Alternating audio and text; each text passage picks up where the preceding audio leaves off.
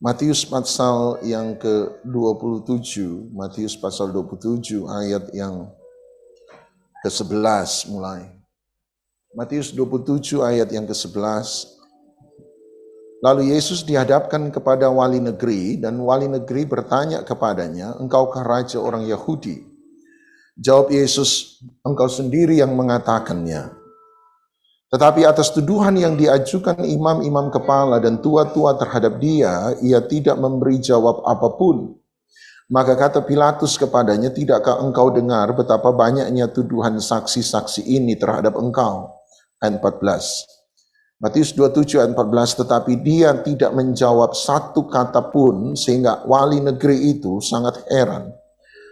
Ayat 15, telah menjadi kebiasaan bagi wali negeri untuk membebaskan satu orang hukuman pada tiap-tiap hari raya atas pilihan orang banyak. Ayat 16. Dan pada waktu itu ada dalam penjara seorang yang terkenal kejahatannya bernama Yesus Barabas. Ayat 17. Karena mereka sudah berkumpul di sana, Pilatus berkata kepada mereka, "Siapakah yang kamu kehendaki kubebaskan bagimu? Yesus Barabas atau Yesus yang disebut Kristus?" Ayat 18. Dia memang mengetahui bahwa mereka telah menyerahkan Yesus. Ketika Pilatus sedang duduk di kursi pengadilan, istrinya mengirim pesan kepadanya, "Jangan engkau mencampuri perkara orang benar itu, sebab karena dia aku sangat menderita dalam mimpi tadi malam." Tetapi oleh hasutan imam-imam kepala dan tua-tua, orang banyak bertekad untuk meminta supaya Barabas dibebaskan dan Yesus dihukum mati. Wali negeri menjawab dan berkata kepada mereka, "Siapa di antara kedua orang itu yang kamu kehendaki kubebaskan bagimu?" Kata mereka, "Barabas." Ayat 22. Kata Pilatus kepada mereka, "Jika begitu apakah yang harus kuperbuat dengan Yesus yang disebut Kristus?" Mereka semua berseru, "Dia harus disalibkan." Katanya, "Tetapi kejahatan apakah yang telah dilakukannya?" Namun mereka makin keras berteriak, "Dia harus disalibkan." Ketika Pilatus melihat bahwa segala usaha akan sia-sia, malah sudah mulai timbul kekacauan, dia mengambil air, membasuh tangannya di hadapan orang banyak dan berkata, "Aku tidak bersalah terhadap darah orang ini. Itu urusan kamu sendiri." Ayat 25, dan seluruh rakyat itu menjawab, "Biarlah darahnya ditanggungkan atas kami dan anak-anak kami." Lalu dia membebaskan Barabas bagi mereka, tetapi Yesus disesahnya lalu diserahkannya untuk disalibkan. Waktu Yesus akan disalibkan, dia dibawa ke Pilatus seperti yang Anda dan saya baca. Dan Pilatus menemukan bahwa Yesus Kristus tidak menemukan dosa, tidak menemukan salah. Ini sebenarnya penggenapan terhadap nubuatan dari firman Tuhan sendiri, bahwa apabila seekor anak domba Paskah harus diserahkan atau dikorbankan, sebelum dia dikorbankan maka dia diberi waktu 4 hari kepada para imam untuk memeriksa kesalahan dari anak domba Paskah tersebut. Apabila imam dalam waktu 4 hari tidak menemukan kesalahan, maka imam-imam akan menyatakan bahwa domba ini domba yang tak bercacat celah, sehingga domba ini bisa dipersembahkan di atas mezbah sebagai satu korban persembahan Paskah hari itu. Yesus masuk ke Yerusalem, dari dia masuk ke Yerusalem sampai dia disalibkan ada waktu 4 hari. Dan hari keempat ketika dia akan disalibkan, ternyata Pilatuslah yang mengatakan kepada orang banyak bahwa Yesus tidak bersalah. Itu adalah penggenapan terhadap anak domba Paskah itu sendiri. Yesus kemungkinan besar dari pelayanannya selama 3,5 tahun, setiap kali merayakan Paskah dia ke Yerusalem. 3,5 tahun, tiap tahun dia merayakan Paskah, dia ke Yerusalem. Berarti dari 3,5 tahun, dia 4 kali paling tidak dalam pelayanannya, dia masuk dan merayakan Paskah di Yerusalem. Kembali lagi penggenapan dari 4 hari untuk memeriksa anak domba Paskah. Dan kemudian mereka menemukan bahwa Yesus tidak bersalah. Yang luar biasa dari darah Yesus adalah darah Yesus tak bercacat celah. Yang luar biasa dari darah Yesus itu adalah darah yang tidak bercacat celah. Itu yang luar biasa. Dan waktu Pilatus hendak menghakimi Yesus, dia temukan tidak bersalah, Pilatus menemukan cara untuk membebaskan Yesus. Oleh sebab itu Pilatus teringat bahwa tiap kali hari raya besar, hari Paskah termasuk hari raya besar, 3 hari raya besar orang Israel, tiap hari raya negara jajahan biasanya 1 orang hukuman akan dibebaskan. Yang paling luar biasa menariknya adalah Pilatus kemudian mempresentasikan kepada orang Israel hari itu yang ada di halaman gedung pengadilan. Dia mempresentasikan kepada mereka 2 orang Yesus. Tadi Anda sudah baca. Yesus yang pertama adalah Yesus Barabas, dan Yesus yang kedua adalah Yesus yang disebut Kristus. Jadi ada 2 Yesus yang ditawarkan kepada orang banyak. Yesus Barabas dan Yesus Kristus. Yesus Barabas adalah Yesus yang terkenal dengan kejahatannya. Yesus Kristus adalah Yesus yang tidak ditemukan cacat celahnya. Kepada Anda dan saya selalu diperhadapkan 2 Yesus dalam kehidupan kita. Yesus Barabas bicara tentang penjahat. Ini definisi saya tentang Yesus Barabas. Yesus Barabas adalah seseorang yang mengalami ketidakadilan dalam sebuah sistem masyarakat. Yesus Barabas adalah seseorang yang hidup di tengah-tengah masyarakat yang tidak adil. Tidak adil secara ekonomi, tidak adil secara politik, tidak adil secara sosial, tidak adil secara pendidikan. Dia mengalami ketidakadilan dalam kehidupan ini. Dan respon Yesus Barabas terhadap ketidakadilan yang dia alami, responnya adalah dia menemukan bahwa kalau dia ingin mendapatkan sesuatu yang banyak, sesuatu yang baik dalam kehidupan ini, yang dia harus lakukan adalah dia melakukan hal yang sama dengan sistem yang di mana dia hidup. Artinya dia berpikir bahwa kalau saya mengalami sistem yang membuat saya mengalami kekerasan, maka supaya saya bisa bertahan di tengah-tengah sistem yang keras, adalah saya harus menjadi keras. Supaya saya bisa bertahan di tengah-tengah sistem yang jahat, maka saya harus menjadi jahat. Itu sebabnya dia membalas kekerasan, ketidakadilan dengan kekerasan atau ketidakadilan. Dia membalas kejahatan dengan kejahatan. Itu sebabnya dia kemudian dikenal sebagai seorang yang jahat. Pak Kuana sempat mengangkat tentang cerita Joker, dan Joker satu kali ketika ditanya kenapa kamu menjadi penjahat, dia menjawab sebab saya adalah orang baik yang disakiti. Yesus Barabas gambaran tentang awalnya adalah orang baik, tetapi ketika dia baik, dia mencoba baik, dia ada di tengah, dia hidup sebagai orang baik, tapi karena dia tengah-tengah satu sistem yang rusak, itu sebabnya dia disakiti oleh sistem yang rusak. Sekali lagi saya mengingatkan Anda, ada banyak orang berbuat dosa bukan karena mereka tidak tahu kebenaran. Ada banyak orang berbuat dosa karena mereka ada pada sistem yang salah. Ada banyak orang buat dosa bukan karena mereka tidak tahu apa yang benar. Ada banyak orang berbuat dosa karena mereka ada di tengah-tengah sistem yang salah. Pernah dengar orang bilang, pengusaha kalau nggak tipu-tipu nggak bakal dapat cuan? Artinya kita ada pada sistem yang salah. Sehingga orang ketika pendeta datang, pengusaha akan berkata, loh tapi Pak Pendeta kalau pengusaha nggak tipu-tipu, maka pengusaha nggak akan dapat cuan. Pengusaha nggak dapat cuan, gereja juga nggak dapat cuan.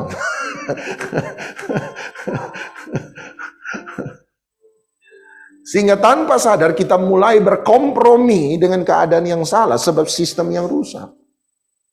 Pernah dengar orang berkata, laki-laki, ada ibu-ibu bercerita dan berkata, aduh sudahlah laki-laki memang begitu semua, laki-laki pasti ada selingkuh-selingkuhnya, asal ndak kebangatan, udahlah pura-pura tutup mata sebelah gitu ya.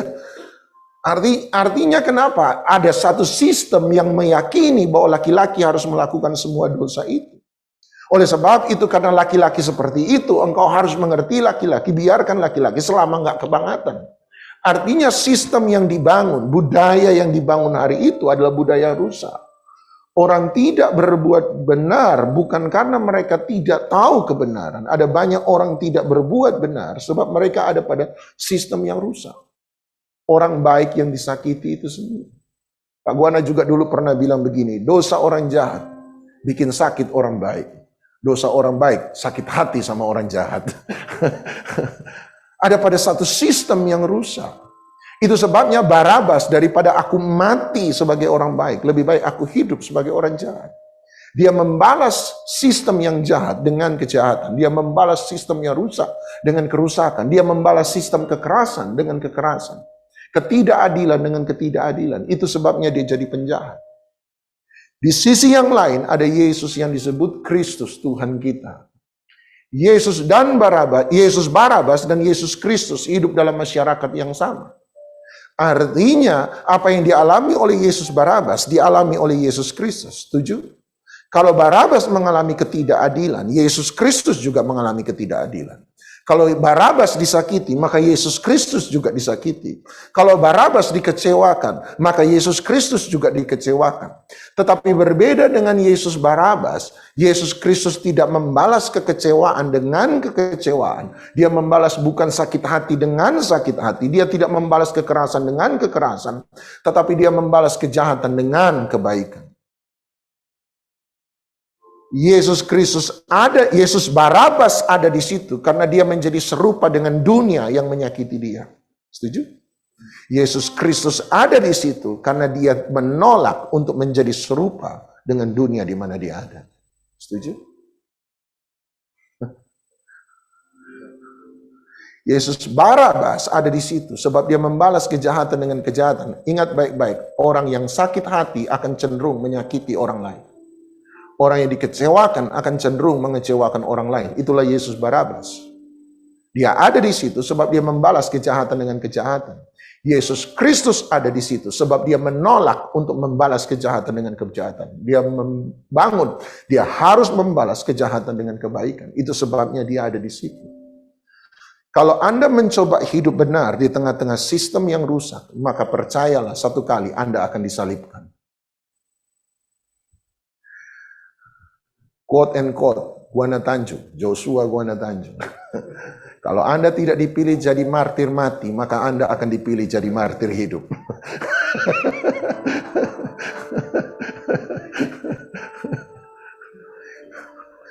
Kalau Anda hidup benar di tengah-tengah sistem yang rusak, percayalah kita akan jadi sama seperti Yesus. Kita akan disalibkan seperti Yesus.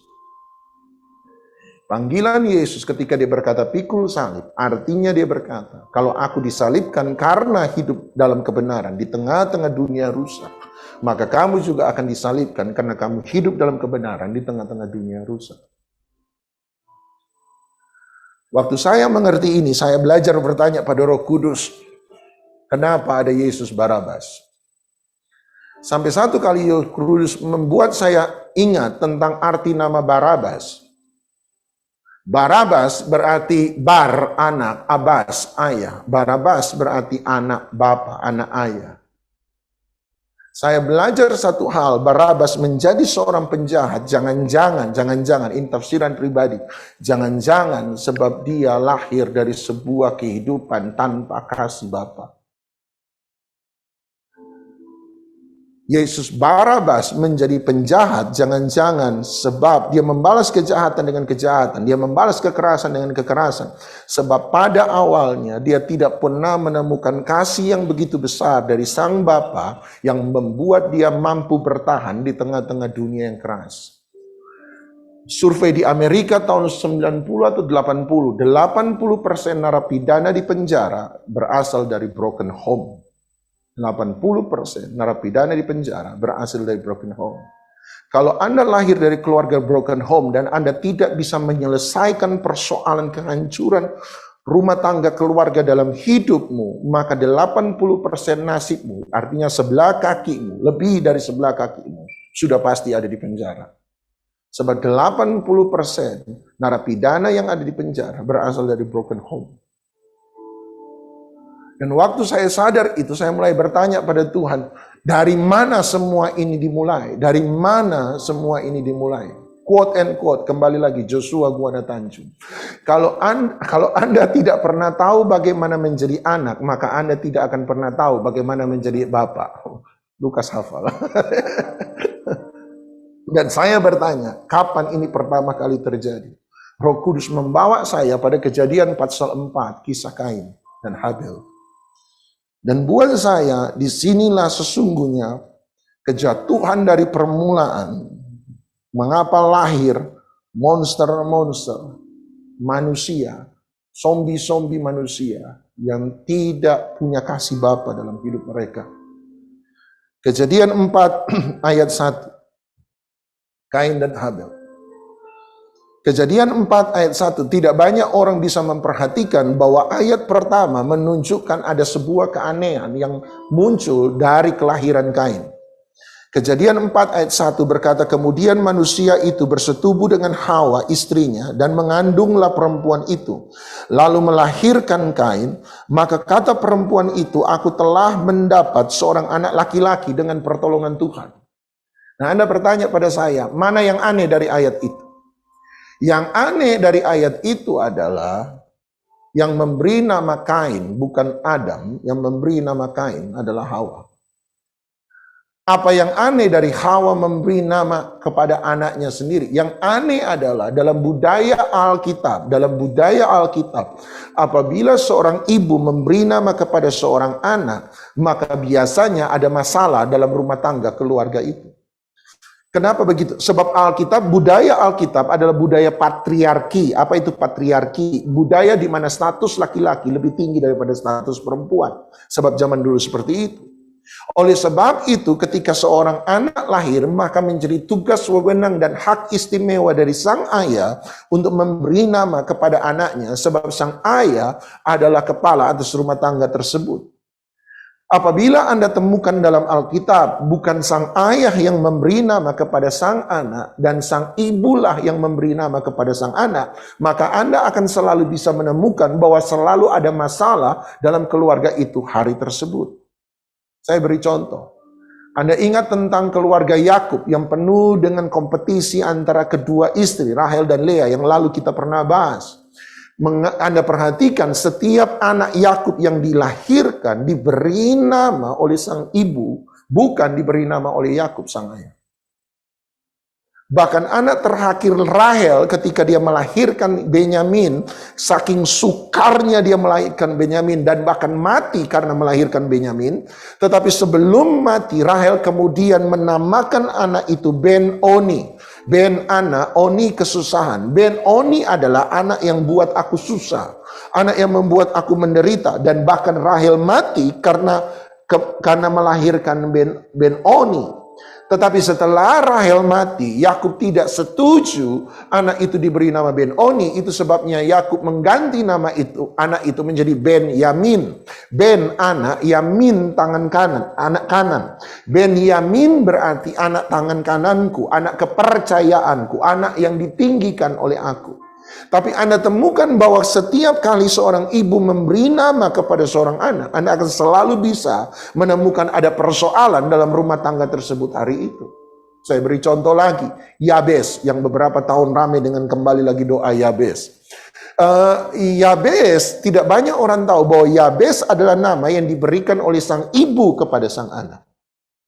Pertanyaannya adalah, dan nama Yabes adalah nama yang bersifat negatif, sebab arti Yabes adalah kesedihan.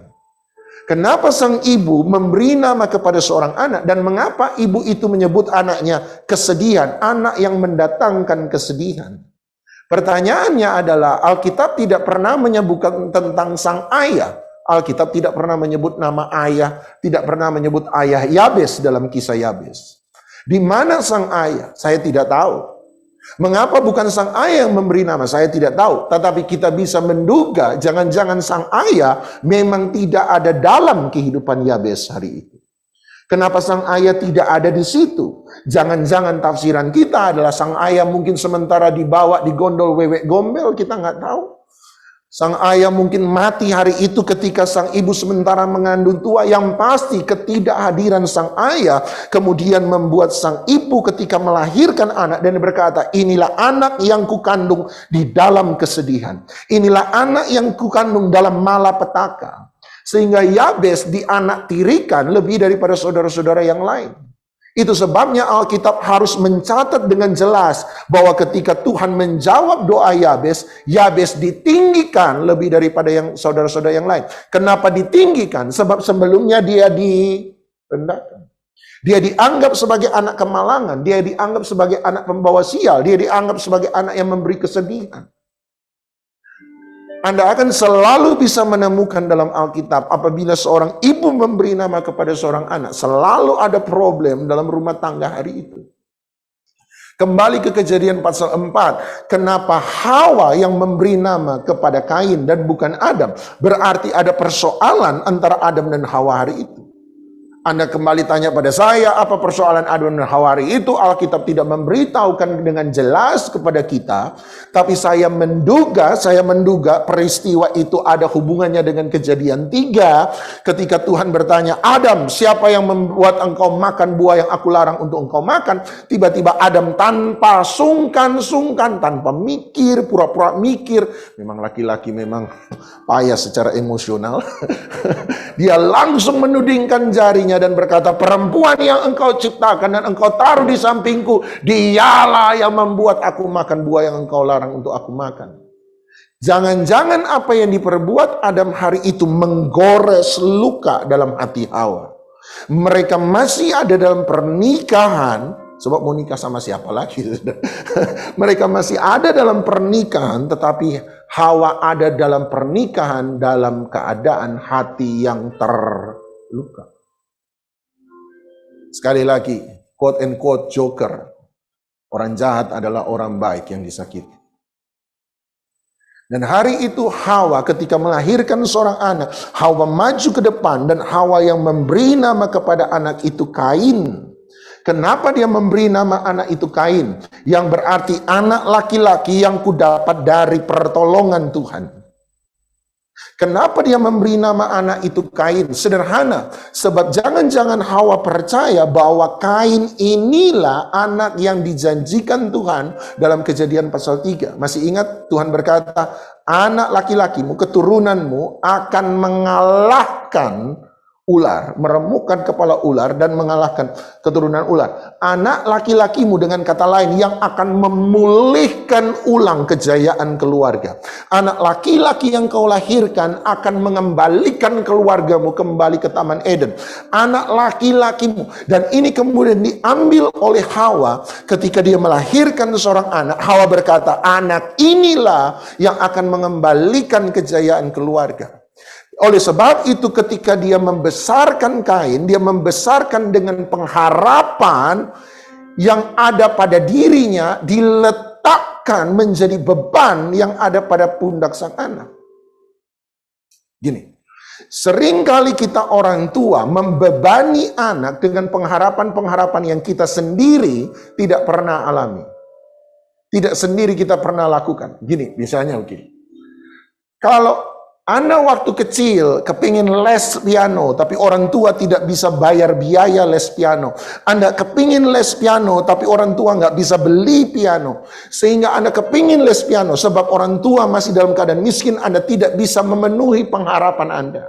Setelah Anda besar, Anda kaya, Anda punya segala fasilitas, tiba-tiba Anda punya anak, coba tebak. Biasanya orang tua nggak tanya anak suka atau nggak suka les piano. Orang tua akan bilang, nak, dulu mama waktu kecil kepengen les piano. Waktu papa kecil, papa pengen les piano. Tapi papa dan mama waktu itu nggak bisa les piano sebab engkong dan emak nggak bisa bayar piano, nggak bisa beli piano. Makanya sekarang karena papa dan mama punya segala-galanya, les piano ya nak.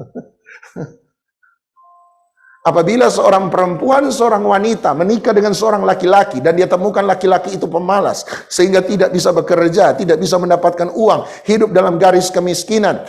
Coba tebak, kalau sang ibu melahirkan seorang anak perempuan dan anak itu cantik, coba tebak apa yang akan dia ajar.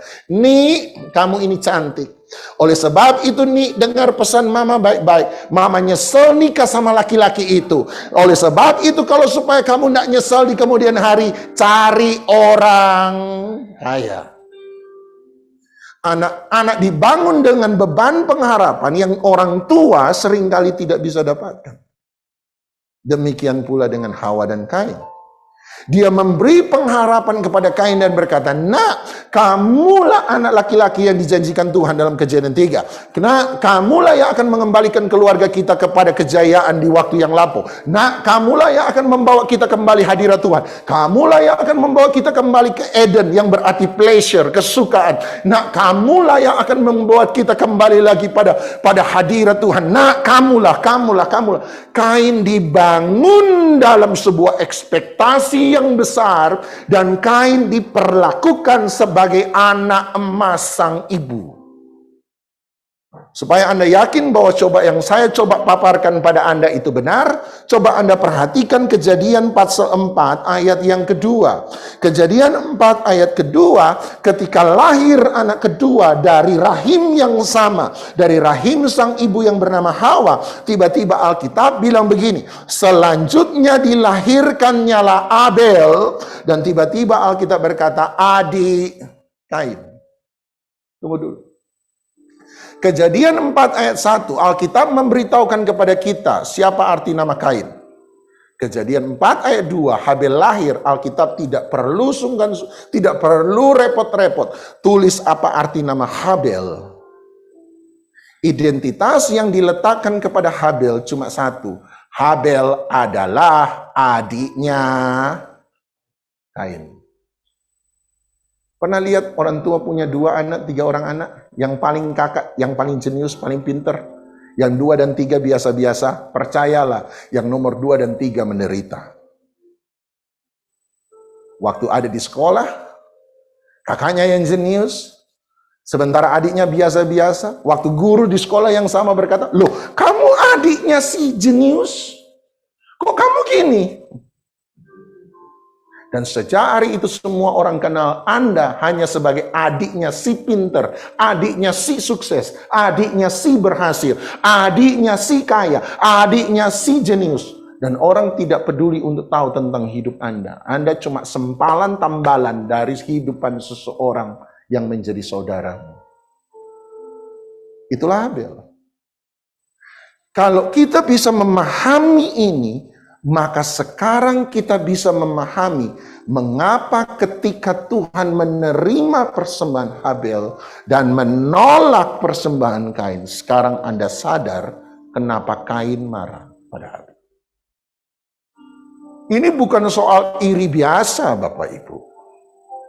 Persoalannya adalah ketika Tuhan menerima persembahan Habel, Anda bisa bayangkan apa yang ada dalam pikiran Kain?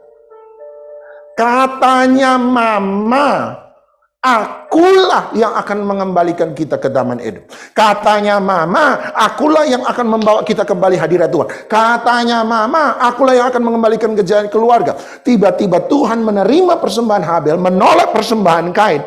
Maka dengar baik, seluruh arti hidup Kain hancur hari itu juga.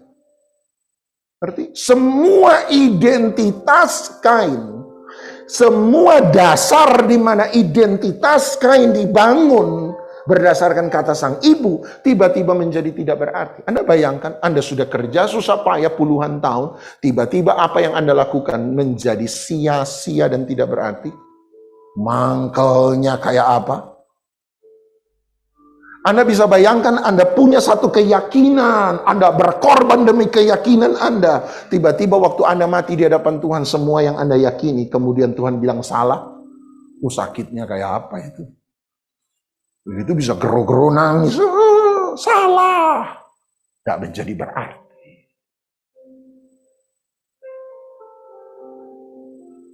Itu penyesalan terbesar yang bisa ditaruh dalam hidup seseorang. Dan ingat Tuhan, Alkitab pernah mengingatkan kita sama. Kamu melakukan sesuatu, jangan-jangan yang kamu lakukan bukan emas, bukan perak, bukan batu permata, tapi yang kamu lakukan justru terdiri dari kayu kering, dari rumput dan jerami. Satu kali api akan membakar itu, musnah. Anda bisa bayangkan, semua yang Anda bangun Tuhan anggap nothing, tidak berarti. Anda bayangkan Matius 7 ketika mereka berkata, kami bernubuat demi namamu, kami mengusir setan demi namamu, kami buat banyak mujizat namamu. Tiba-tiba Tuhan berkata, semua yang kamu buat, nothing. Wah, Kain ngamuk. Dan Kain mulai berpendapat, seandainya tidak ada Habel, maka dialah akan menjadi dirinya kembali. Seandainya Habel tidak ada di muka bumi, maka pengharapan itu akan kembali lagi kepada Kain. Seandainya Habel tidak ada di muka bumi, maka nubuatan itu akan kembali lagi pada Kain. Itu sebabnya Kain kemudian membunuh Habel.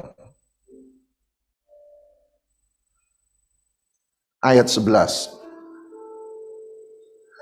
Setelah Kain membunuh Habel, Tuhan datang kepada Kain, dan Anda tahu peristiwa itu. Tapi kita lompat, lihat ayat 11. Tuhan kemudian berkata kepada Kain seperti ini. Maka sekarang terkutuklah engkau. Sebentar. Waktu Adam dan Hawa buat dosa, Tuhan tidak pernah mengutuk Adam dan Hawa. Waktu Adam dan Hawa buat dosa dalam Kejadian 3, yang Tuhan kutuk adalah tanah di mana Adam dan Hawa berada. Tuhan tidak pernah mengutuk Adam, yang Tuhan lakukan adalah dia mengutuk tanah. Dia berkata, terkutuklah tanah karena engkau dengan susah payah engkau akan mendapatkan hasil dari tanah di mana engkau berasal. Berarti yang Tuhan kutuk bukan orangnya, yang Tuhan kutuk adalah tanahnya. Tapi Kejadian 4, ketika Kain membunuh Habel, tiba-tiba Tuhan tidak mengutuk tanah. Tiba-tiba Tuhan berkata, terkutuklah engkau. Kekecewaan, sakit hati, trauma, kepahitan, kesedihan yang tak terselesaikan selalu akan membuat kita menjadi pribadi yang terkutuk. Dan ini tandanya orang menjadi pribadi yang terkutuk. Ayat 12.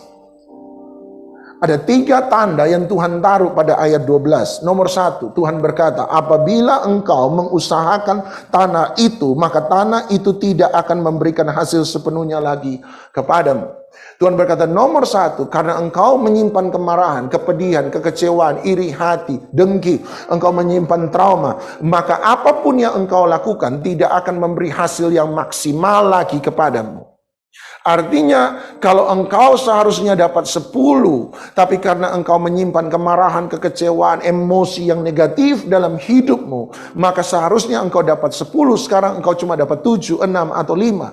Anda bilang, tapi saya masih diberkati Tuhan. Betul, tetapi Anda diberkati hanya dengan 5 bagian, Anda diberkati dengan 6 bagian, atau 7 bagian. Padahal Tuhan menyediakan 10 bagian untuk engkau. Anda lihat, itu sebabnya dalam pengembangan diri kita diajarkan jangan pernah mengambil keputusan penting ketika Anda sementara emosi. Jangan pernah. Jangan pernah mengambil keputusan penting ketika Anda sementara marah dengan marah yang hebat. Jangan pernah. Sebab kalau engkau sementara dikuasai oleh kemarahan, kemudian engkau mengambil keputusan, maka biasanya keputusan yang engkau ambil adalah keputusan yang salah. Makanya orang diajarkan jangan sementara, jangan bicara, jangan mencoba meluapkan emosi ketika engkau sementara marah. Kenapa? Sebab perkataan yang keluar pada saat engkau dikuasai oleh kemarahan biasanya adalah perkataan yang salah. Jangan pernah mengambil keputusan penting ketika engkau sementara sedih dan dikuasai oleh kesedihan. Kenapa? Sebab kalau engkau mengambil keputusan penting waktu engkau dikuasai oleh kesedihan, biasanya keputusan yang engkau ambil adalah keputusan yang salah. Marketing diajar demikian. Itu sebabnya mereka yang ada pada marketing belajar untuk membuat seseorang dikuasai oleh emosi. Salah satu emosi yang mereka pakai adalah membuat orang senang berlebihan. Aduh ibu ini kan usia 50 ya bu ya. Tapi kalau ibu pakai itu, ibu berkata, tunggu sebentar, saya ini sudah 70 loh. Masa ibu kelihatan kayak 50 bu, sungguhan. Aduh rahasianya apa? Ibu ini awet muda banget. Masa iya sih, apa benar? Iya sungguhan bu, di foto pakai filter. Coba ibu lihat. Kayak 50 loh bu. Tapi kalau ibu pakai produk ini akan kelihatan seperti umur 40. Oh ya, beli walaupun uang cuma pas-pasan. Marketing memicu emosi seseorang, membuat seseorang bersenang berlebihan. Sebab mereka tahu satu hal, kalau kamu dikuasai oleh emosi, maka engkau cenderung akan mengambil keputusan yang salah. Itu sebabnya ketika seseorang ada pada emosi yang berlebihan, Tuhan berkata sederhana, kalau engkau punya kemarahan yang tidak bisa engkau selesaikan, engkau punya iri hati yang tidak bisa diselesaikan, engkau punya kekecewaan, punya trauma, punya hal di dalam hatimu yang tidak bisa engkau selesaikan, maka engkau tidak akan pernah maksimal dalam kehidupan ini.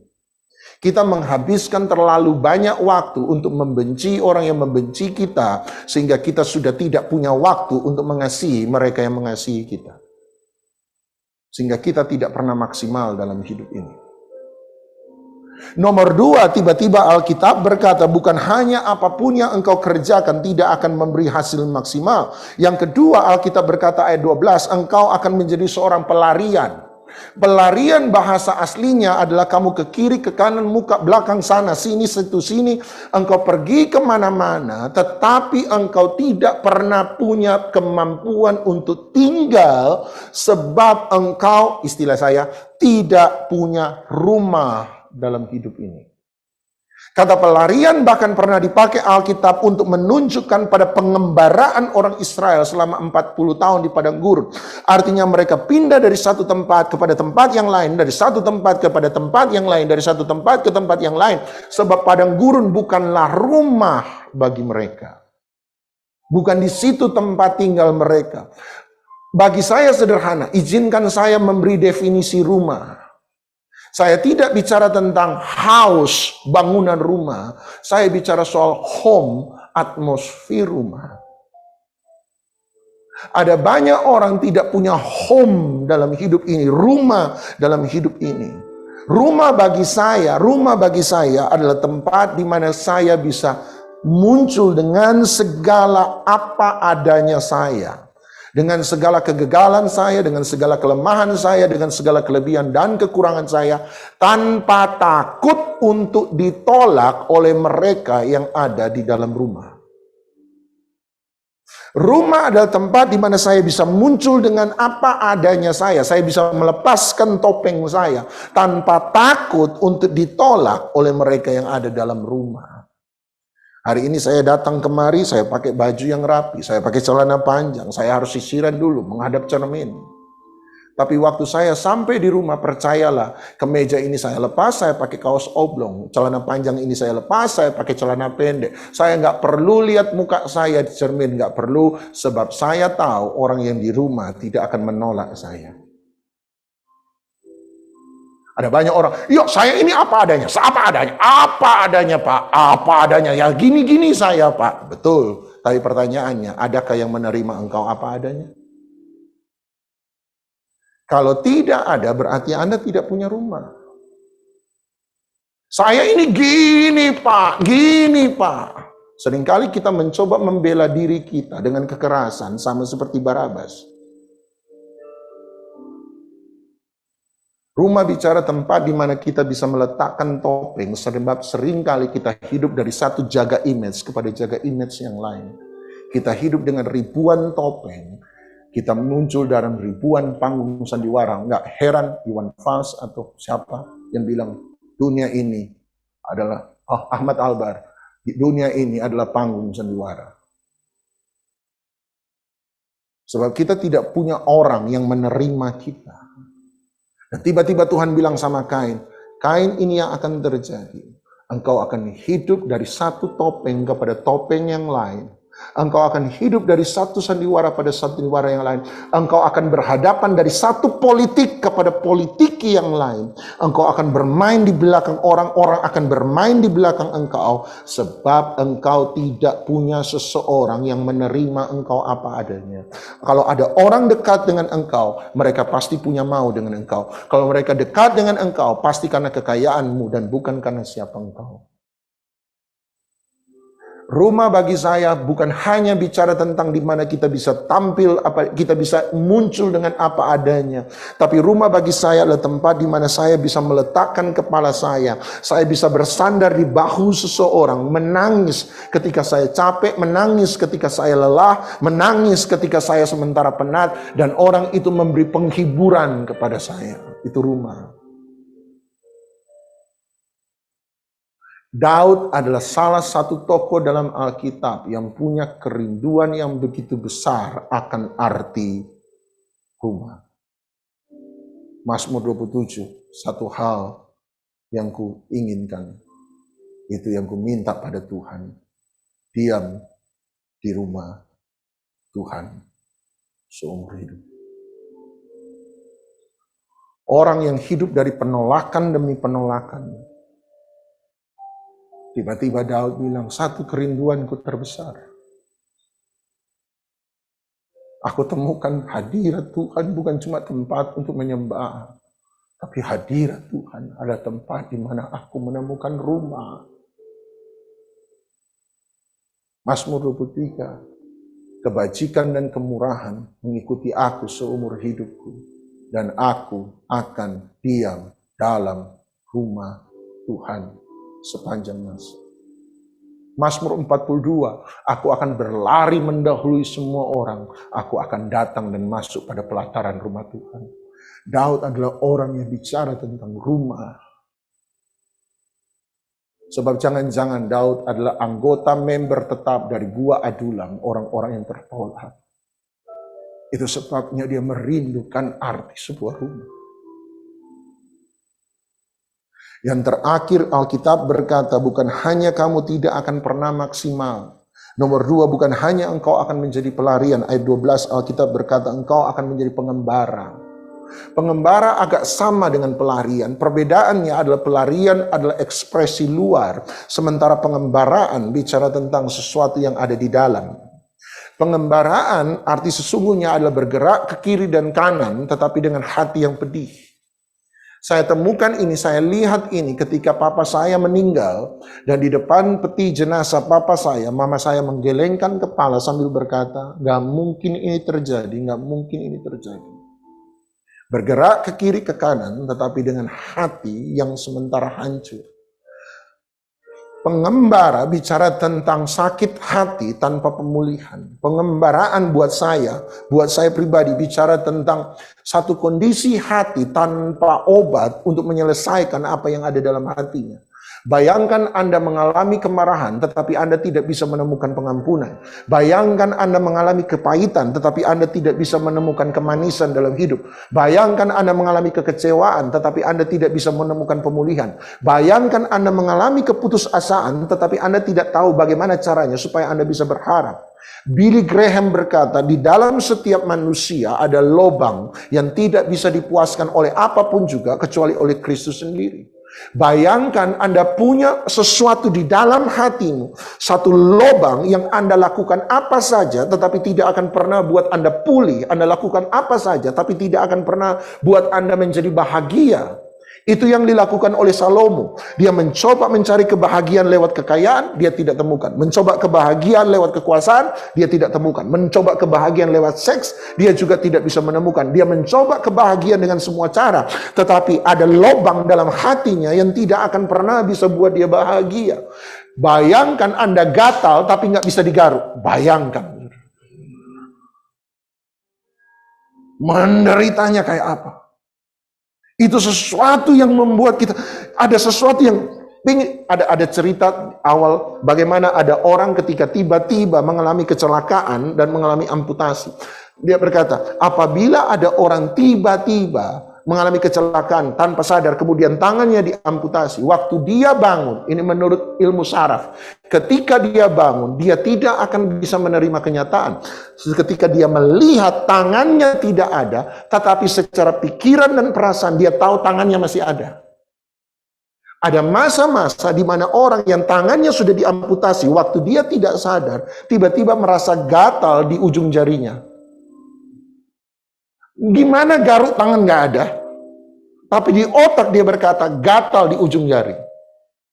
Otaknya beritahu gatal, tapi dia tahu bahwa tangannya sudah nggak ada.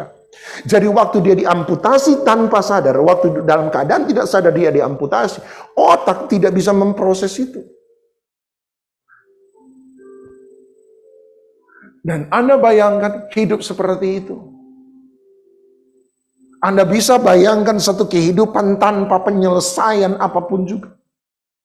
Makanya ayat berikutnya kalau Anda perhatikan apa yang Kain katakan, ayat yang ke-13. Dalam ayat yang ke-13 tiba-tiba Kain berkata kepada Tuhan, hukumanku terlalu berat, siapa yang bisa menanggungnya? Dan kalau Anda baca ayat 14, kenapa Kain mengatakan demikian? Ayat 14 Kain berkata, engkau menghalau aku sekarang dari tanah ini, dan aku akan tersembunyi dari hadapanmu, seorang pelarian dan pengembara di bumi. Jadi keberatan Kain terbesar ketika dia berkata, hukumanku terlalu besar, siapa yang bisa menanggungnya? Yang dipermasalahkan oleh Kain bukan hidup yang tidak bisa maksimal, nomor satu.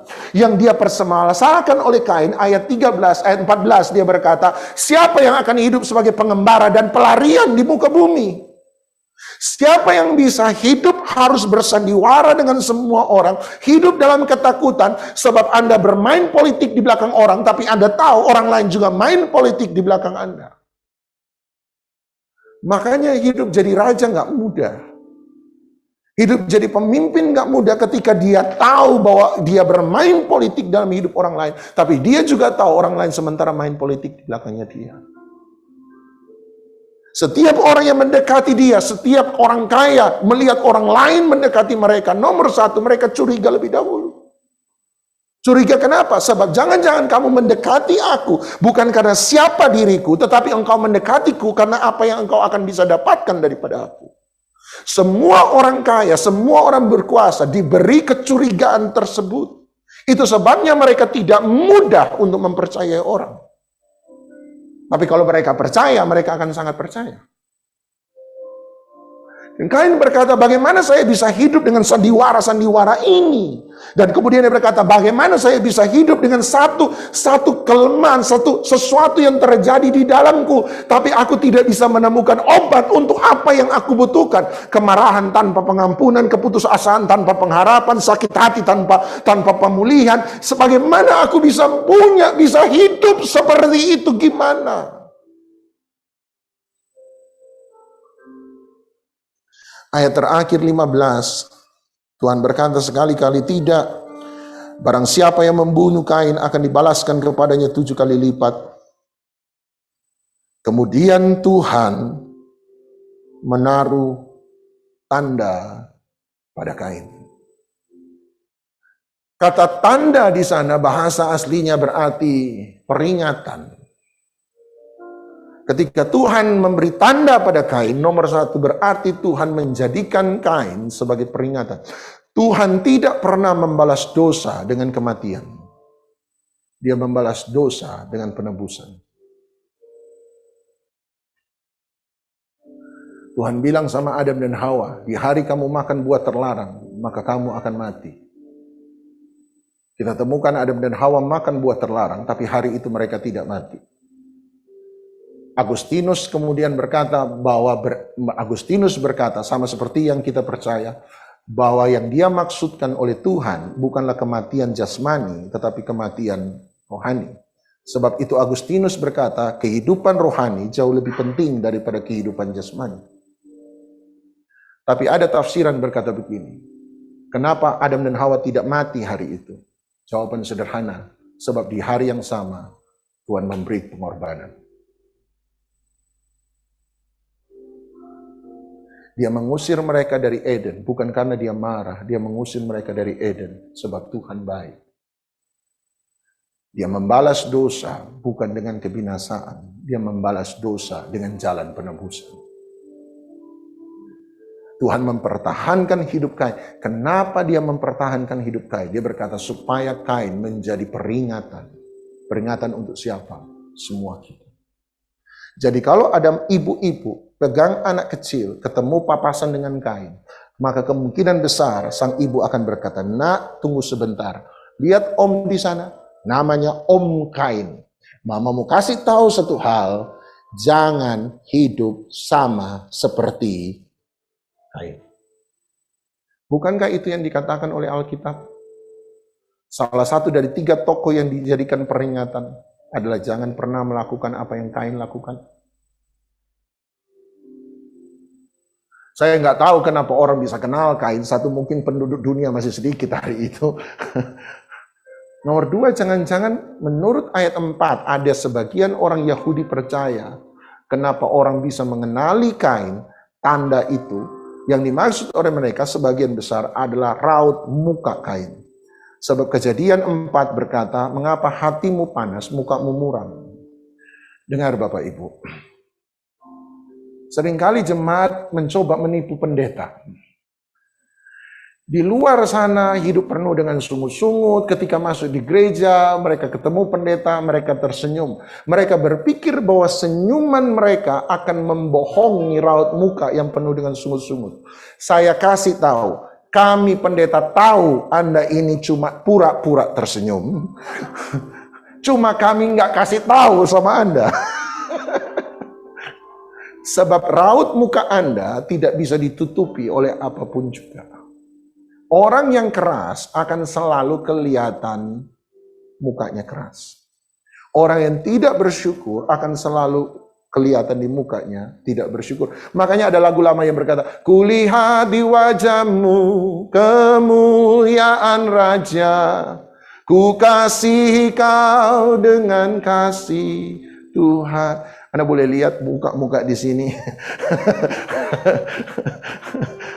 Langsung pura-pura senyum. Kembali lagi berharap bahwa senyum bisa menutupi raut muka Anda. Tapi ada sebagian orang Yahudi percaya bahwa Pak Guana pernah bawa, bahwa tanda yang dia maksudkan adalah abjad terakhir dari huruf-huruf atau alfabet Ibrani. Dan kita punya alfabet abjad terakhir huruf Z, tetapi orang Ibrani punya abjad terakhir huruf Taf atau Vav. Dan simbol dari Taf atau Vav itu ada yang berkata Taf, T, atau silang, salib, yang berarti ya salib. Dan saya percaya jangan-jangan tanda yang Tuhan letakkan, salib di wajah, di dahi, di whatever dari kain, jangan-jangan itulah remedi, obat untuk seluruh kehidupan kain hari itu. Kita hanya bisa mengampuni seseorang yang jahat sama kita apabila kita bisa melihat bahwa salib Kristus, kebaikan Tuhan, jauh lebih besar daripada kejahatan yang orang lain buat kepada kita. Bukankah itu yang Yusuf katakan? Ketika saudara-saudaranya berkata, datang pada dia waktu ayah mereka meninggal, Yakub meninggal, selesai upacara pemakaman, mereka berkata, Yusuf, sekarang tidak ada ayah yang akan menghalangi engkau apabila engkau mau balas dendam kepada kami. Dan kami patut untuk menerima itu. Sekarang perbuatlah kepada kami apa yang engkau anggap patut. Tiba-tiba Yusuf berkata, mengapa saya harus lakukan itu? Sebab kamu boleh berbuat yang jahat, mereka-rekakan yang jahat kepadaku. Tetapi kejahatan yang kamu buat, dia sanggup untuk mengubahnya menjadi kebaikan bagiku. Apa yang kamu pikir jahat, Tuhan melampaui itu semua. Kebaikannya melampaui semua kejahatan. Sebab kasihnya lebih besar daripada apa yang kau perbuat kepadanya. Kita hanya bisa mengampuni seseorang kalau kita bisa melihat bahwa kebaikan Tuhan pada saya lebih besar daripada kemalangan yang dia timbulkan kepada saya. Kamu boleh buat, makanya ada istilah Tuhan akan balas dengan lebih baik. Tuhan akan membalas dengan sesuatu berkat yang lebih besar. Kenapa? Sebab kita percaya bahwa apa yang Tuhan buat baik, jauh lebih besar daripada kejahatan yang orang timbulkan pada saya. Yang kedua, saya beberapa waktu yang lalu dapat kesaksian dari seseorang, dan waktu saya share ini ada yang bersaksi dan berkata, iya Pak, saya punya teman ditipu orang habis-habisan. Dia harus bangkrut bukan mulai dari nol, dia harus minus sebab dia punya hutang yang harus ditanggung. Sebab uangnya dibawa lari, dia ditipu, dia yang harus bayar utang. Dia mulai dari minus. Tapi hari ini di hadapan saya, dia pernah berkata waktu yang lampau. Dia berkata pada saya diberkati hari ini justru karena apa yang orang itu buat kepada saya. Hari ini kalau saya bisa ketemu orang itu, saya mau bilang ban kamsia, terima kasih banyak. Sebab apa yang engkau buat justru membuat aku jadi kuat melihat kesempatan-kesempatan yang baru. Dan justru hari ini aku diberkati lebih daripada sebelumnya. Bukan berarti, oh kalau mau diberkati lebih daripada sebelumnya, siap-siaplah ditindas. Enggak, tetapi kalau orang buat jahat pada engkau, percayalah satu hal, bahwa Tuhan punya kebaikan yang lebih besar. Kita hanya bisa bersyukur ketika kita melihat bahwa janji Tuhan, kehidupan yang Tuhan taruh dalam hidup kita jauh lebih baik daripada keadaan kita yang buruk. Kita hanya bisa bersyukur. Kita hanya bisa berharap ketika kita bisa melihat bahwa masa depan yang Tuhan sediakan lebih besar daripada kemalangan kita hari ini. Setiap kali kita bisa melihat kebaikan kasih Tuhan lebih besar daripada semua apa yang orang lain perbuat kepada kita, maka kita akan bisa mengampuni, kita akan bisa bersyukur, kita akan bisa hidup dalam damai sejahtera, kita akan bisa punya pengharapan. Jangan-jangan itulah jalan keluar yang Tuhan sediakan. Hanya persoalan dengan Kain sebenarnya satu.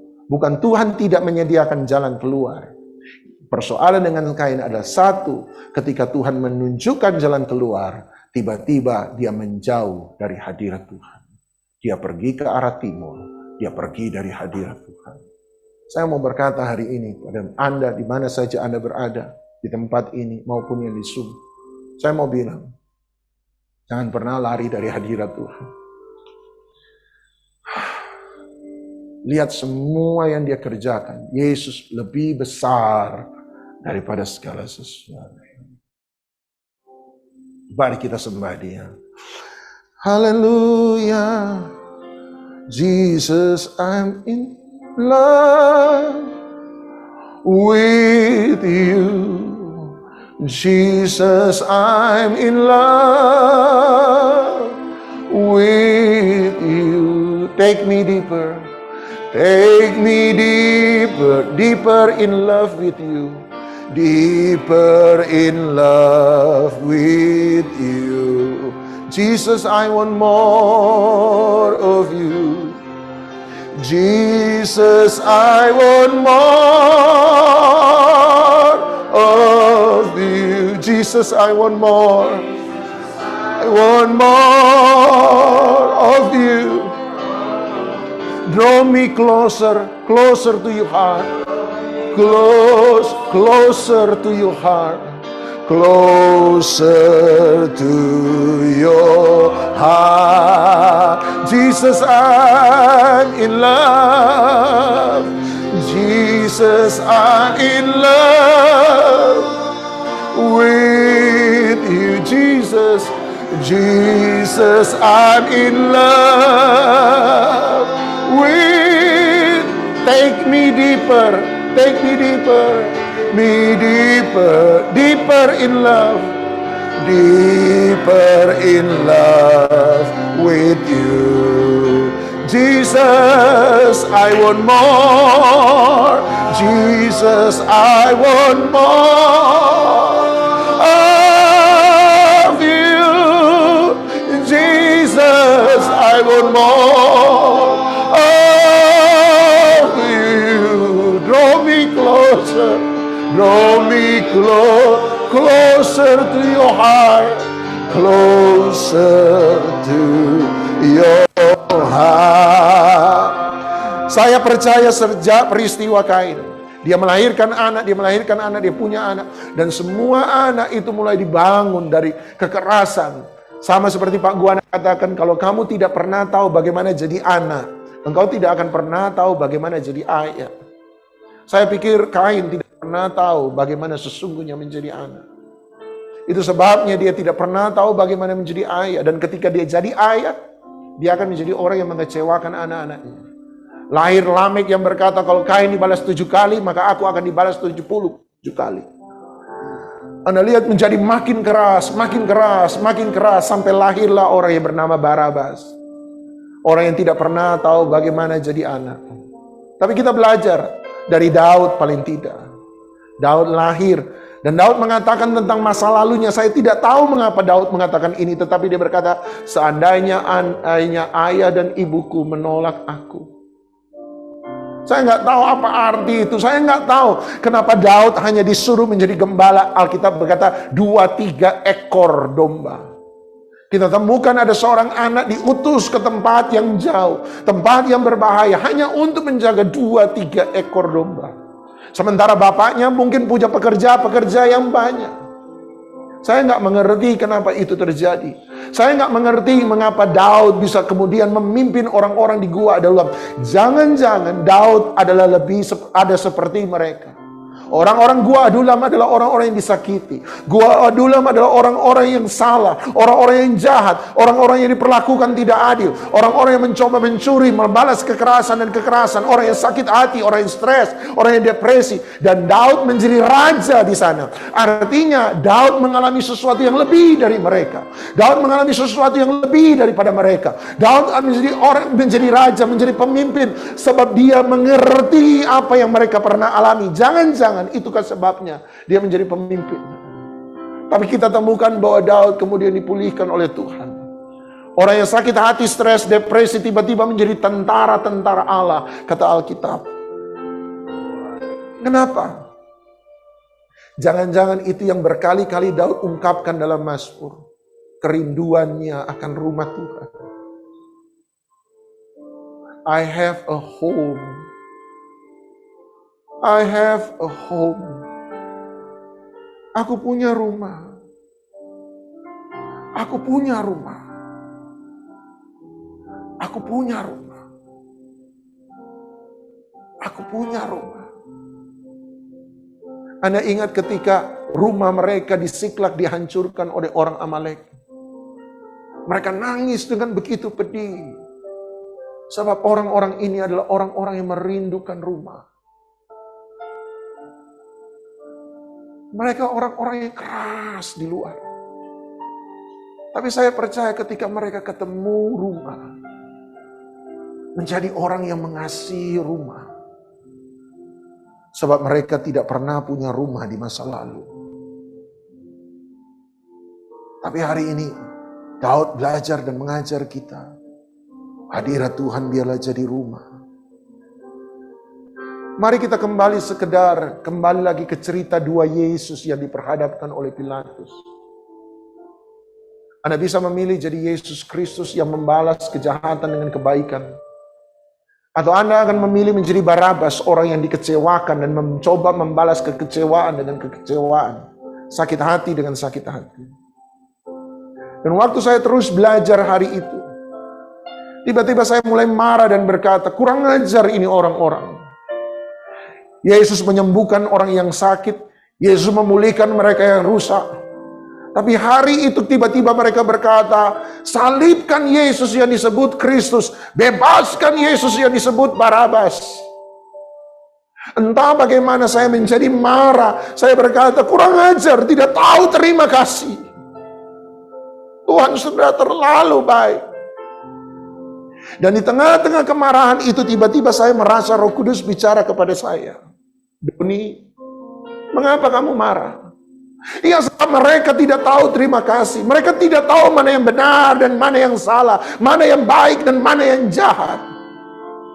Mereka seperti orang Niniwe yang kata Tuhan buta. Gak bisa membedakan mana tangan kanan dan tangan kiri.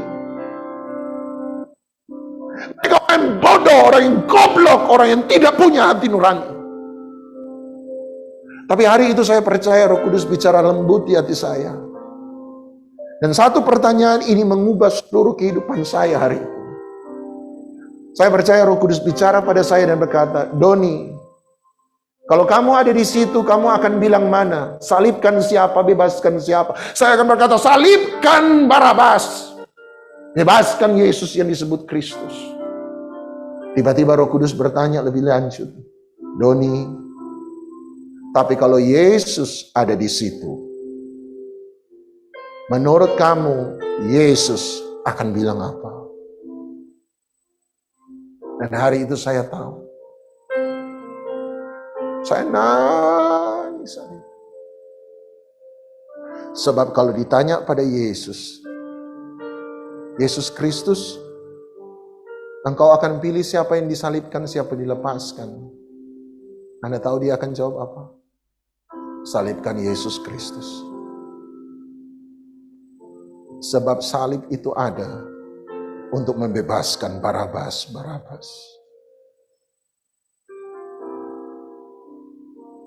Dia ada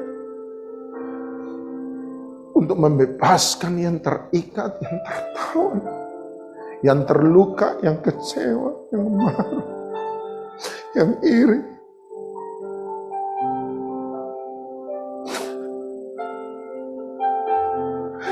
Hari ini biarkan kasih-Nya mengalir, membebaskan Barabas, anak Bapa dalam tawanan dalam hidup kita. Biarkan anak Bapa yang tertawan hari ini dilepaskan. Dia udah tanggung semua di atas salib. Supaya engkau nggak perlu marah, engkau nggak perlu benci, engkau nggak perlu kecewa, engkau nggak perlu sakit. Engkau nggak perlu terpenjara oleh masa lalu. Engkau nggak perlu terpenjara oleh kekecewaan. Engkau nggak perlu terpenjara oleh kepahitan. Engkau tidak perlu dipenjara oleh dengki. Engkau tidak perlu dipenjara oleh kemalangan. Engkau nggak perlu dipenjara oleh rasa bersalah. Hari ini engkau anak Bapa yang dilepaskan. Anak Bapa yang dibebaskan. Engkau anak Bapa yang tidak perlu hidup dalam kemarahan. Tidak perlu hidup dalam kesakitan masa lalu. Tidak perlu hidup dalam kebencian masa lalu. Bebas. Sehingga engkau bisa memberi pengampunan. Engkau bisa bersyukur hari ini. Engkau bisa buat damai sejahtera mengalir dalam hidupmu. Hari ini bukan hari untuk lari dari Dia. Hari ini adalah hari untuk mendekat pada Dia. Hari ini bukanlah hari di mana engkau menjauh dari Dia. Tapi hari ini adalah hari engkau mengalami pelukan Bapa yang sejati. Jesus. Alami kasih, alami, terima dalam nama Yesus. Alami kasih-Nya. Hari ini dimanapun Anda berada, alami kasih-Nya. Dia tidak dibatasi oleh ruang, dia tidak dibatasi oleh waktu. Hari ini kasih Tuhan mengalir dalam nama Yesus. Terima dalam nama Yesus.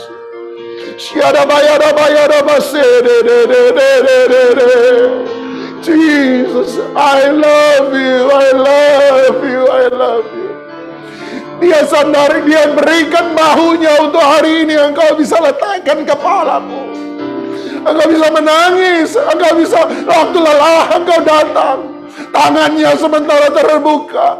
Di hadapan Dia engkau tidak perlu pakai topeng. Itu sebabnya Dia berkata, sembah Dia dalam roh dan realita. Engkau real. Jangan coba berpura-pura. Dia tahu, Dia bisa lihat semua yang di balik topengmu. Engkau gak perlu pakai topeng di hadapan Dia. Dan engkau akan selalu menerima penerimaan. Lihatlah tangan Yesus terbuka. Lihatlah Bapa itu sementara berlari untuk memeluk anak yang terhilang. Engkaulah Barabas.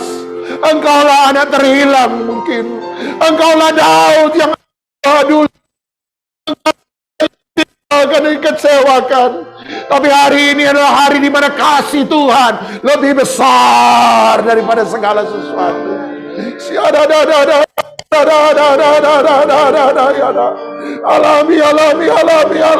Alami.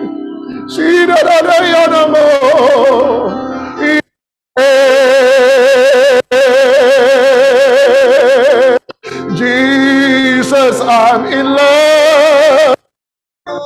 Peluk Tuhan, Bapa, peluk kami. Jesus, I'm in love. Bapa, kami perlu pelukan.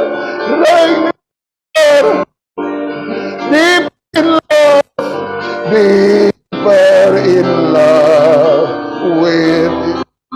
Jesus, I want more of you. Jesus, I want more of you.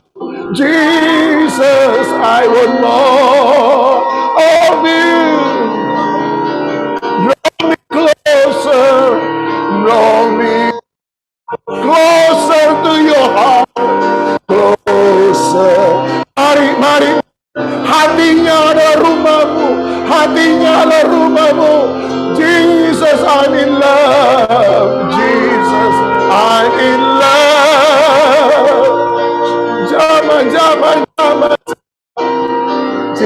Jesus, I'm in love with you. Take me deeper, take me deeper in love with you, deeper in love with you. Jesus, I want more. Jesus, I want more of you, of you. Jesus, I want more. I want more of you. Draw me closer, draw me closer, closer to your heart, closer to your heart. Untuk beberapa menit ke depan, izinkan kasih-Nya mengalir. Lupakan kiri dan kanan sejenak. Anda sudah terlalu lama lari. Engkau seperti kain, sudah terlalu lama jadi pelarian, sudah terlalu lama jadi pengambaraan. Hari ini biarkan engkau temukan rumah dalam hadirat-Nya. Engkau temukan rumah dalam pelukan-Nya. Engkau temukan rumah dalam kasih-Nya. Siada bayara bayara bayara basande. Sererererere anamo. Hari ini Dia mau bebaskan Barabas. Hai anak-anak Bapa, engkau bebas hari ini. Engkau bebas hari ini. Engkau keluar dari penjara hari ini. Engkau terima kasih-Mu hari ini. Engkau terima kasih Tuhan hari ini. Engkau gak perlu benci lagi. Engkau gak perlu marah lagi. Engkau gak perlu kecewa lagi. Engkau gak perlu putus asa lagi. Engkau gak perlu menangis tanpa penghiburan. Engkau gak perlu marah tanpa pengampunan. Engkau gak perlu keputusasaan tanpa harapan. Syara bayara bayara bayara bayara base. Haleluya, haleluya. Haleluya.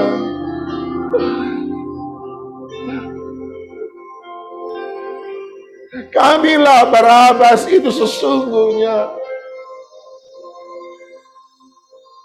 Kamilah Barabas itu sesungguhnya.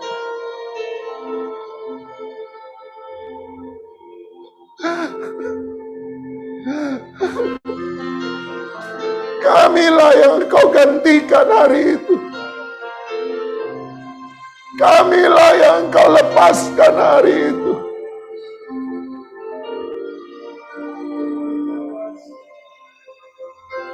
Kamilah yang Kau bebaskan hari itu.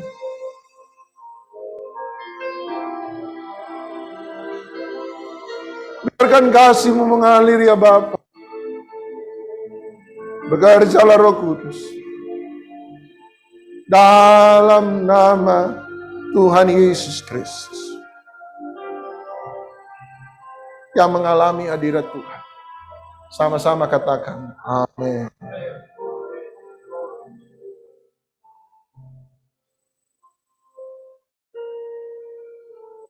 Saya rindu malam ini, khususnya yang Anda mengikuti lewat Zoom ataupun bersama. Saya bukan pelihara, tetapi dalam satu perenungan saya diperlihatkan bagaimana Daud ketika dia di padang rumput mengembalakan. Orang Jawa bilang nelongso. Dan di situ main kecapi, dia main musik. Makanya dia menjadi pemusik yang diurapi. Dia mendapat pengurapan karena di situ dia sendiri dan tahu apa artinya terbuang dan nothing. Dan di situ saya melihat dalam penglihatan itu, Tuhan menjumpai Daud secara pribadi. Dan saya temukan dalam perjanjian lama, Daud adalah punya orang yang secara spesifik dia memanggil Tuhan itu Bapakku. Mungkin kalau hari ini melalui Kristus kita sudah belajar mengenal, tapi dalam perjanjian lama, sejauh yang saya lihat, saya pelajari, hanya Daud yang memanggil Tuhan itu Bapa. Jadi pada perjumpaan itu Daud menemukan dirinya sebagai seorang anak. Dan disitulah kita bertumbuh dan kita memiliki satu pijakan.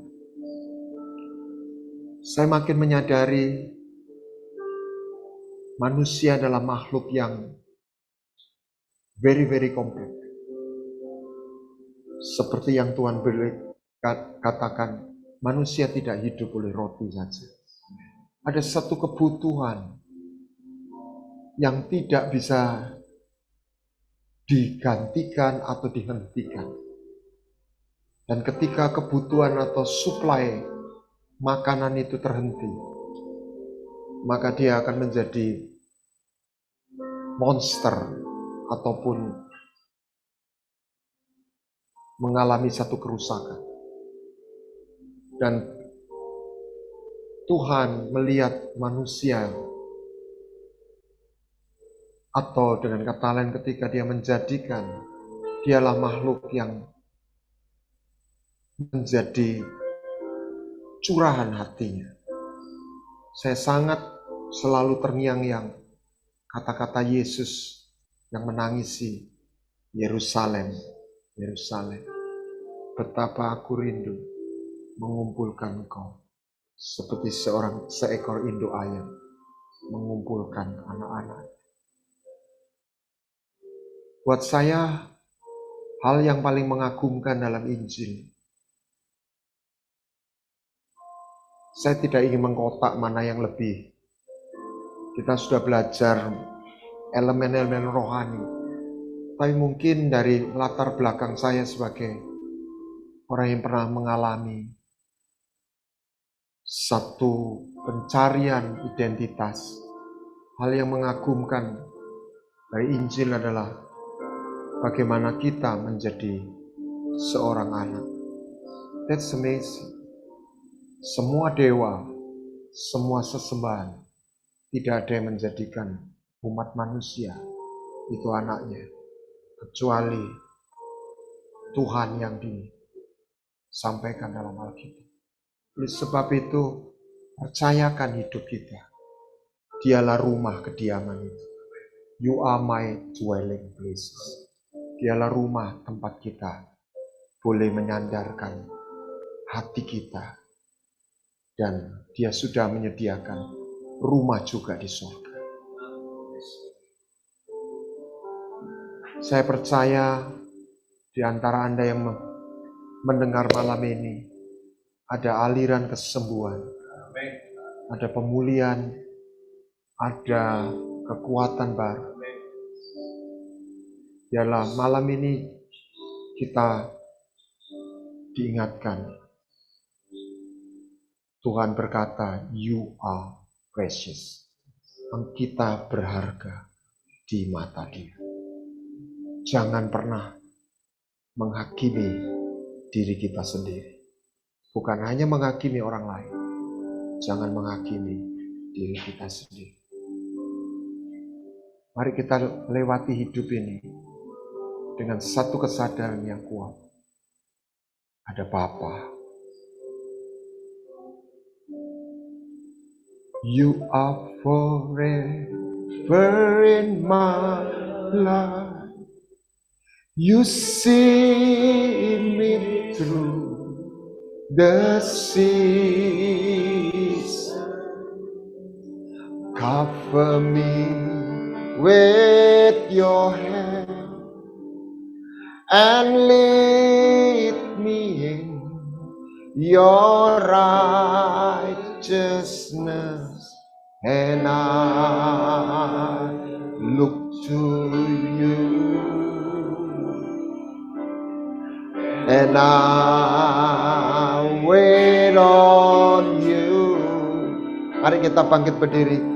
I sing to you, Lord, a hymn of love for your faithfulness to me. I'm carried in everlasting arms. You never let me go through it all. Sebab Tuhan itu baik, bahwasanya untuk selama-lamanya kasih setianya. Dia tidak hanya menggendong kita pada perjumpaan pertama. Yang saya boleh saksikan, dia selalu dan mau menggendong kita. Dan Tuhan secara spesifik berkata, sampai putih rambutmu pun, aku tetap mau menggendong kau. Sebab selama-lamanya kita adalah anak-anaknya. Apakah Pak Roni ada di sini bergabung? Kalau ada, saya minta untuk tutup dalam berdoa menutup, nanti saya doa berkat. Haleluya. Enggak ada. Baik. Mari kita buka tangan kita. To you, Lord, a hymn for your faith to me. I'm carried in everlasting arms. You never let me go through it all. Musik aja. Ada saatnya seperti firman Tuhan katakan, kecaplah dan lihatlah. Tuhan itu baik. Bapa, Engkau tumpangkan tangan-Mu atas setiap kami. Dan biarlah kami menikmati menjadi seorang anak di hadapan-Mu, Bapa. Setiap kami yang mendengar join baik melalui Zoom maupun YouTube, Engkau sendiri menumpangkan tangan-Mu. Engkau sendiri menjamah kami. Dan aliran kasih karunia-Mu mengubah yang pahit menjadi manis. Tanah padang gurun menjadi tempat yang bermata air. Bahkan kami berjalan makin lama makin kuat menghadap Engkau di Sion. Biarlah berkat-Mu Tuhan turun atas kami